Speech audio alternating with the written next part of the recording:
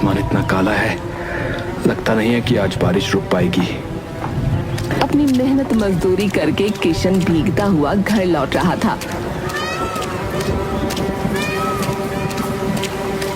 अरे राम, इस बारिश में तो पहाड़ पर चढ़ना बहुत ही मुश्किल होता है। ये छोटे छोटे सकरे रास्ते पानी में भर जाते हैं और ये मिट्टी, ओहो।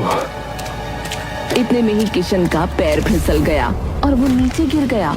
उसे बहुत चोट लगी थी। अरे अरे अरे मर गया रे।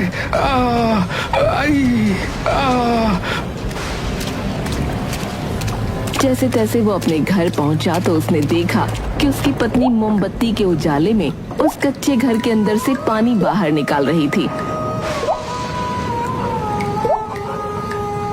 आप आ गए? देखिए ना, लाइट भी चली गई। बारिश सुबह से हो रही है। हमारे इस कच्चे घर में पानी भर गया है। हाँ, अभी हाथ मुंह धोकर आता हूँ, फिर तुम्हारी मदद करता हूँ। आप ज्यादा थक गए हैं क्या? आपकी आवाज इतनी भारी हो रही है। नहीं नहीं, बस वो आते हुए जरा पैर फिसल गया तो पहाड़ी से नीचे जा पहुंचा। एक पेड़ में अटक गया था तो मैं बच गया भाई। हे भगवान, कितना बड़ा अनर्थ होने से बचा है आज। आपको ज्यादा तो लगी नहीं ना? दिखाइए, दिखाइए ना मुझे। चिंता की बात नहीं है, मैं बिल्कुल ठीक हूँ। अभी इस घर से पानी बाहर निकालना ज्यादा जरूरी है, वरना हम सोएंगे कैसे। दोनों पति पत्नी पूरी रात अपने घर से पानी ही निकालते रह गए और सुबह हो गई।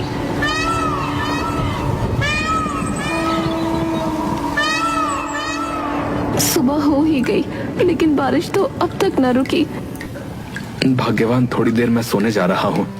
1 घंटे बाद मुझे फिर काम पर भी जाना है।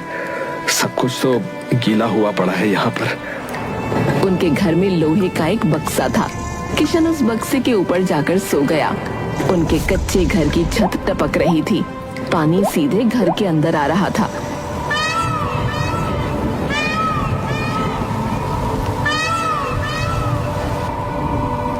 इतनी बारिश में भला कोई काम पर जाता है क्या? आज मत जाइए ना। अरे अगर बारिश रोज होती रही तो क्या रोज काम पर नहीं जाऊंगा? हैं? बताओ, फिर हम खाएंगे क्या?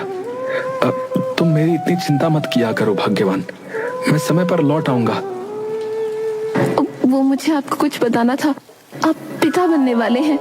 ये सुनकर किशन की खुशी का ठिकाना न रहा। हैं?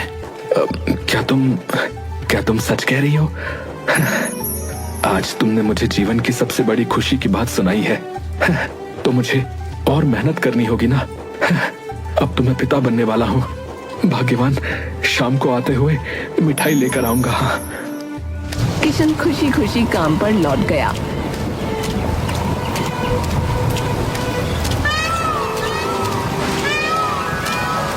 ऐसे ही कुछ दिन बीत गए। बारिश अपने चरम पर थी, जिसकी वजह से गांव में बहने वाली नदी का पानी तेजी से बढ़ रहा था।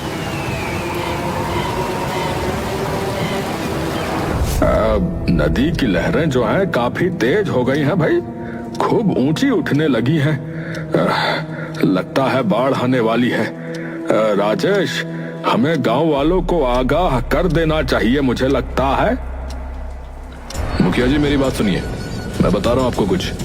पिछले कई सालों से इस गांव में बाढ़ का नामो निशान नहीं है, और इतनी सी बारिश से जो है आप डरिए मत, ये तो कभी भी रुक जाएगी।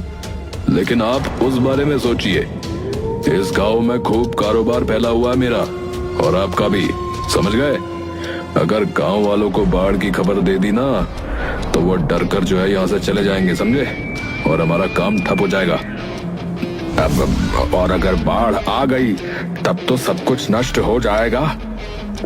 अरे तो वही तो कह रहा हूं मैं, बाढ़ नहीं आएगी, लेकिन बाढ़ की खबर से जरूर सब कुछ नष्ट हो जाएगा, समझे आप? और अगर बाढ़ आती भी है तब तक तो काम चलते रहने दीजिए। अगर बाढ़ आई भी तो आपका और मेरा घर तो सुरक्षित जगह पर है। 5 मंजिले घर बना हुआ है आपका, और मेरी हवेली भी कुछ कम नहीं। बाढ़ आएगी तो छत पर जाके खड़े हो जाएंगे।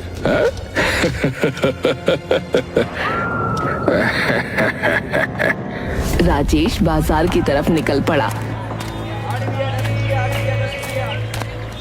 अरे गोभी कैसे रुपए किलो दी भाई तुमने?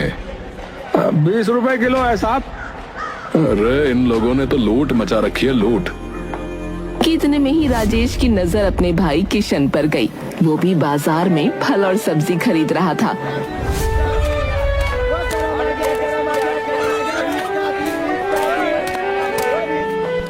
अरे भैया आप, मैं आपके घर ही आने वाला था। अच्छा हुआ आप मुझे बाजार में ही मिल गए। क्यों भाई क्यों? क्या काम आन पड़ा तुझे जो तू मुझसे मिलने मेरे घर आने वाला था? अरे भला अपने परिवार वालों से कोई काम आने पर ही मिलता है क्या? है तुम्हारा मेरा घर जरा दूर है तो मौका लगने पर ही आ पाता हूँ। मैं दरअसल आपको खुशखबरी सुनाने आया हूँ। राधा जो है वो माँ बनने वाली है। अगर आप और भाभी राधा से मिलने आते तो उसे अच्छा लगता। अब बधाई हो भाई, बधाई हो। पर जो है मैं तुमसे मिलने नहीं आ पाऊंगा, तो इस बात की मैं गारंटी नहीं लेता क्योंकि मैं बिजी रहता हूँ। ये लीजिए साहब आपकी 1 किलो गोभी। हाँ ये लो पैसे। अच्छा किशन मैं चलता हूँ। राजेश वहाँ से चला गया।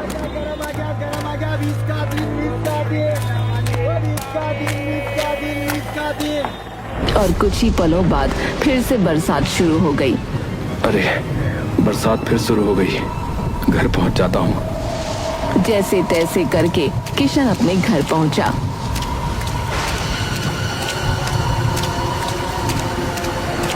आप आ गए। हमने मिट्टी से हमारे इस कच्चे मकान को कम से कम थोड़ा तो ऊंचा कर दिया ताकि पानी अंदर ना जाए, लेकिन कीड़े मकोड़े तो अभी भी नहीं रुक रहे। भाग्यवान मैं तुमसे वादा करता हूँ हमारा आने वाला बच्चा इस घर में नहीं आएगा। उससे पहले ही मैं गांव में एक घर ले लूंगा। मैंने कुछ लोगों से बात की है, वो हमारी सहायता करेंगे।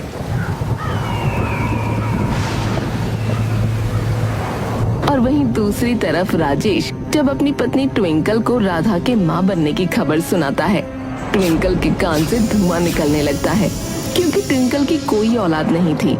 डॉक्टर ने कह दिया था कि वो कभी माँ नहीं बन सकती। तो क्या ये सब सुन के आपके मन में प्यारे भाई के लिए प्यार उमड़ पड़ा? कल तक तो बस वही था, अब उसका बेटा भी आ जाएगा नाक में दम करने के लिए। अरे तो तुम इतनी चिंता क्यों कर रही हो भाग्यवान? अरे कम से कम किसी के घर में तो खुशियां आ रही हैं। थोड़ी तो इंसानियत दिखाओ भाई। वो बेचारे पहाड़ी वाले कच्चे घर में रहते हैं, ऊपर से बरसात रुकने का नाम नहीं ले रही। उनकी देखभाल के लिए भी कोई नहीं है। तो चले जाइए ना उसकी देखभाल के लिए। भूल गए क्या कि वो कैसे हवेली पर कब्जा करने को तैयार था? वो तो मैं ना होती तो तुम्हें वो कच्चा घर मिलता। अरे बार बार ऐसी बातें बोलना बंद करो। हैं? तुमसे तो बात करना ही बेकार है? राजेश वहाँ से चला गया। लेकिन ट्विंकल के मन में गुस्से की भावना तेज हो रही थी। अगले दिन वो राधा के घर जाने का फैसला करती है।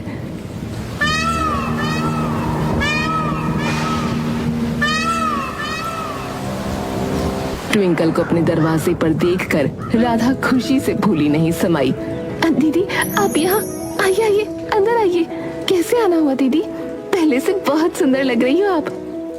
तुम्हारे भैया ने बताया मुझे कि तुम माँ बनने वाली हो। बस तो फिर ये सुनकर क्या मुझसे रहा जाता? मैं यहाँ दौड़ी आई तुम्हारे पास। तुम्हारे भैया तो कह रहे थे कि क्या जरूरत है इतना कष्ट करके पहाड़ी पर चढ़ने की, पर मैं बोली नहीं नहीं, मेरी राधा अकेली है, भला उसे मैं ऐसे कैसे छोड़ सकती हूँ? ये सुनकर राधा की आंखों में आंसू आ गए। क्या सच में दीदी आप यहाँ आई? मुझे बहुत अच्छा लग रहा है। मैं तुम्हारे लिए अपने हाथों से ये मावे की खीर बना के लाई हूँ। ऐसे समय में इसे खाना बहुत अच्छा होता है। ये खाने में थोड़ी सी कड़वी होती है, पर मैं वापस जाऊँ तो कहीं मेरे पीछे से खाना मत भूल जाना। तुम भूल जाओगी तो मैं अपने हाथों से ही खिला देती हूँ। ट्विंकल ने अपने हाथों से राधा को खीर खिलाई, लेकिन ऐसे समय में उल्टी आना बहुत सामान्य बात थी। खीर खाते ही राधा को उल्टी आने लगी। कुछ भी मेरे पेट में नहीं जा पाता, जो भी खाती हूँ उल्टी हो जाती है। आप इसे रख दीजिए दीदी, मैं थोड़ी देर बाद खा लूंगी। मैं आपके लिए चाय बनाती हूँ। हाँ? अरे नहीं नहीं, इसकी कोई जरूरत नहीं। तुम्हारे भैया के आने का समय हो गया है, मैं जा रही हूँ। अपना ध्यान रखना, दोबारा मिलने फिर आऊंगी। ऐसा कहकर ट्विंकल वहाँ से चली गई। राधा खुशी से फूली नहीं समा रही थी।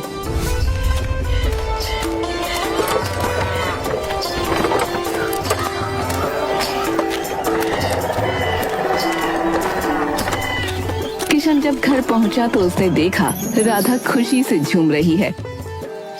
अरे क्या बात है, आज तुम बहुत ज्यादा खुश लग रही हो। तुम्हें बताऊंगी ना तो तुम भी खुशी से झूमने लगोगे। दीदी आई थी हमसे मिलने के लिए और खीर भी देकर गई हैं ताकि मेरा बच्चा स्वस्थ रहे। है? खीर? कौन सी खीर भाई, कैसी खीर? अब कहीं तुमने वो खाई तो नहीं ना?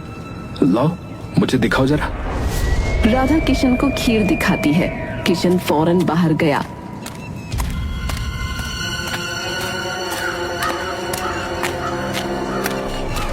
और आसपास से कुछ जड़ी बूटियां तोड़कर खीर में मिला दी। देखते ही देखते खीर का रंग नीला पड़ गया। ये खीर नीली कैसे हो गई? क्या मिलाया है आपने इसमें? मैं वही तो सोच रहा था कि मेरे भाई की पत्नी इतनी मेहरबान कैसे हो सकती है। तुम्हें जानते हुए बहुत दुख होगा राधा।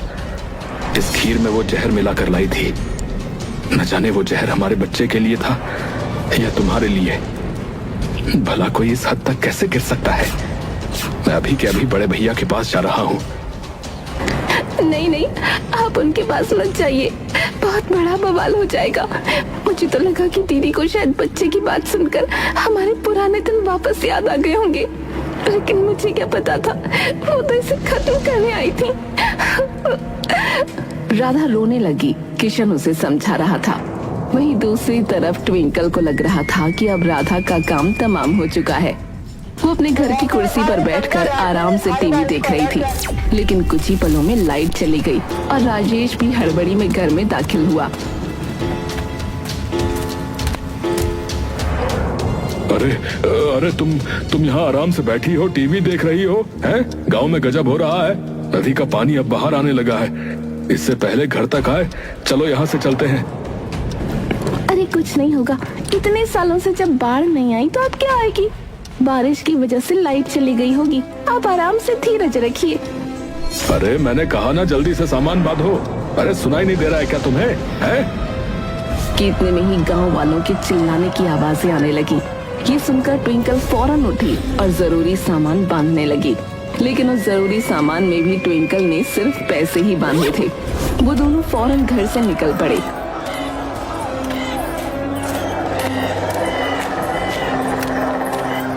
उन्होंने देखा कि पानी धीरे धीरे उनकी तरफ बढ़ रहा है और कुछ ही पलों में बाढ़ ने पूरे गांव में तबाही मचा दी।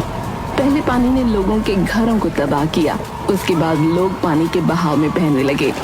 हे भगवान, रक्षा करो, मुझे आज नहीं मरना। अगर उस दिन मैंने मुखिया जी की बात मान ली होती तो ये दिन न देखना पड़ता। उन्होंने तो पहले ही कह दिया था कि बाढ़ आने के संकेत हैं। मैंने ही गांव वालों को भी बताने से मना कर दिया था। आज देखो मैं भी इनके साथ ही बह रहा हूँ। अब तो भगवान ही कोई मदद कर सकता है। अरे वो दोनों एक पेड़ को पकड़कर पानी का सामना कर रहे थे।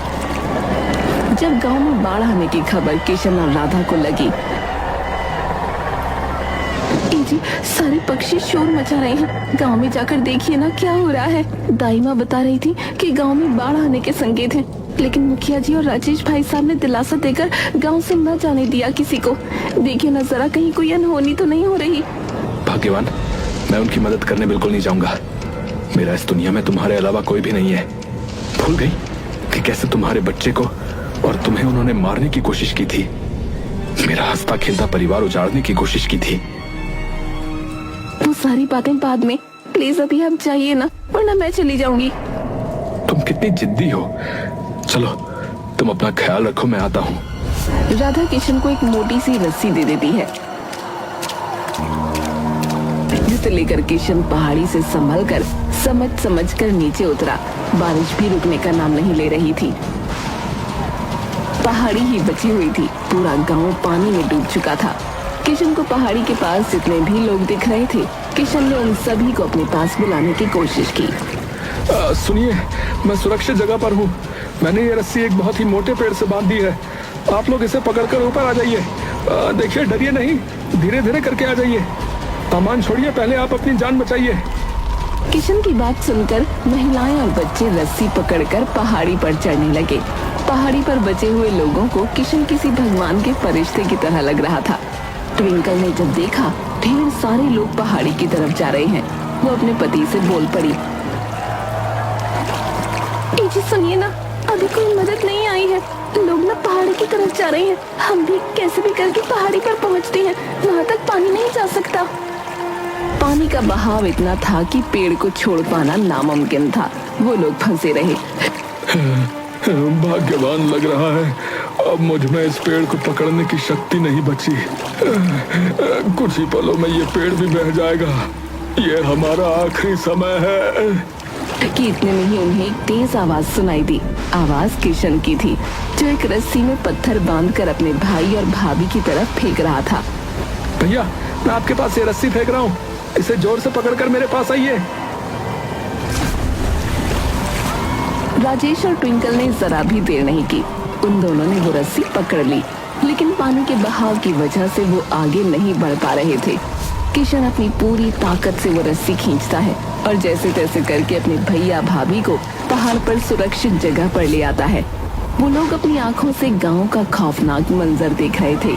आसमान में घनघोर काले बादल पूरे गांव में पानी पानी फैला रहे थे और सब कुछ डूबा चुके थे। अगर तुम समय पर नहीं आते तो न जाने हमारा क्या होता। अरे किशन, अरे तुम्हारा बहुत बहुत धन्यवाद भैया। अरे तुमने हम सबकी जान बचाई है। अरे आप लोग अपना ध्यान रखिए, मेरी पत्नी अकेली है, मुझे उसके पास जाना होगा। अगर आपको कोई भी बहता हुआ नजर आए तो ये रही रस्सी, उसकी मदद जरूर करना। किशन ने ट्विंकल की ओर देखा। ट्विंकल की नजरें शर्म से झुकी हुई थीं। ट्विंकल के हाथ में एक थैला था जो पैसों से भरा हुआ था, लेकिन पानी में वो सब कुछ भीग गया था। मेरे पैसे तो पानी में भीग गए। मैंने जब तुमसे कहा कि जरूरी सामान बांध लो तो तुमने खाने का नहीं बल्कि पैसे बांधे थे। मरने के बाद पैसों को अपने साथ छाती पे चिपका के लेके जाना तुम। किशन ने ये सब देखकर चुपचाप वहां से जाने का फैसला किया। तभी राजेश बोल पड़ा। किशन मेरे भाई, मैं तुमसे दोबारा नहीं पूछ पाया। अब क्या राधा ठीक है? आप तो उसके बारे में मत ही पूछिए भाई साहब। वो इतनी अच्छी है कि आपके वो सब करने के बाद भी उसने मुझे आपकी मदद के लिए यहाँ भेजा। समझ रहे हैं आप? मैं कुछ समझा नहीं। नहीं समझे आप? पूछिए अपनी पत्नी से कि उन्होंने खीर में जहर क्यों मिलाया था। क्या वो मेरी पत्नी को मारना चाहती थी? पहले ही हम बहुत कष्ट में जी रहे हैं, क्या थोड़ी सी खुशियां आप लोगों से देखी नहीं जा रही? मुझे आप लोगों से कोई बात नहीं करनी। आप लोग यहाँ सुरक्षित बच गए हैं, मेरा काम पूरा हो गया है, अब मैं जा रहा हूँ। ये बोलकर अब किशन अपने घर लौट पड़ा। ये क्या सुन रहा हूँ मैं? क्या सुन रहा हूँ मैं? ये है एक औरत होकर दूसरी औरत के साथ भला तुम ऐसे कैसे कर सकती हो भाई? शर्म आनी चाहिए तुम्हें। न जाने किस घड़ी में मैंने तुमसे शादी की थी। आज मेरे देवता जैसे भाई ने मेरी जान बचाई है।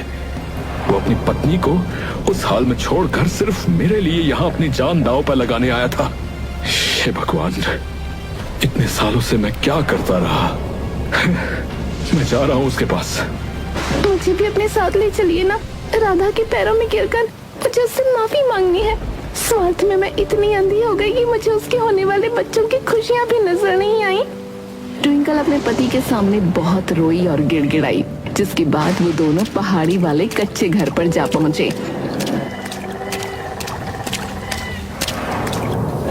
भाई साहब, दीदी, आप दोनों यहाँ अंदर आइए ना। भीग गए हैं आप लोग पूरी तरह से। जल्दी से कपड़े बदल लीजिए। लीजिए, अंदर आइए। इतना कुछ होने के बाद भी राधा की दरिया दिली देखकर ट्विंकल की आंखें शर्म से भर गईं। राधा, तुम बहुत अच्छी है। 7 जन्म में भी मैं तेरे जैसी न बन पाऊंगी। मुझे माफ कर दे। अपनी दीदी को माफ कर देगी ना तू? कैसी बातें कर रही हैं आप? किस बात की माफी मांग रही हैं आप दीदी? मैं तो बिल्कुल सही सलामत हूँ। ये सुनकर ट्विंकल राधा के पैरों में गिर गई। खुद पर बहुत शर्म आ रही है मुझे, पर आज के बाद ऐसा कभी नहीं होगा। मैं तेरी बहुत देखभाल करूंगी। ये बच्चा सिर्फ तेरा नहीं, मेरा भी है। मेरे भाई, तुम इतने कष्ट में यहाँ जी रहे थे और मैं नालायक वहां हवेली में। मैंने कभी तुम्हारे दुखों की तरफ देखा भी नहीं मेरे भाई। न यहाँ पर बिजली है, न कोई सुविधा है।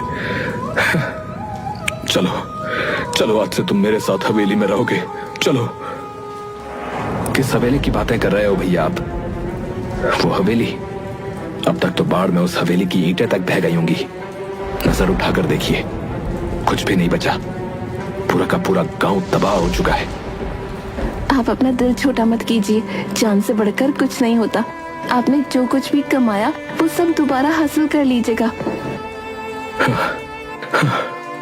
आज मेरी आंखें खुल गई हैं, पर समझ में नहीं आ रहा कि किस मुंह से माफी मांगू, किस मुंह से। भैया, भाभी, राधा ने आपको माफ कर दिया है, तो भला राधा के आगे मैं कौन होता हूं आपसे नाराज रहने वाला। आप लोग जब तक चाहे हमारे इस कच्चे घर में रह सकते हैं। हाँ, हवेली जैसी सुविधाएं तो नहीं मिलेंगी, पर हाँ, शांति और खुशी से जीवन जरूर जिया जा सकता है।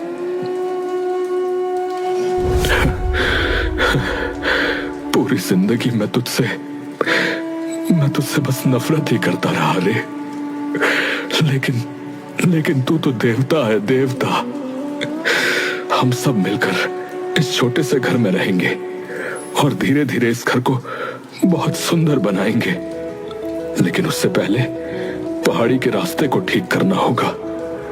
वो मिट्टी का कच्चा रास्ता पत्थरों से भरना होगा। मैं कितनी जिद किया करती थी कि गांव में घर लेते हैं, लेकिन देखिए ना, हमारा पूरा परिवार तो हमारे इस छोटे से गरीब के कच्चे घर में रहने आ गया। अब ये घर स्वर्ग से कम नहीं, और उनके जीवन में खुशियां पहले की तरह लौट आई।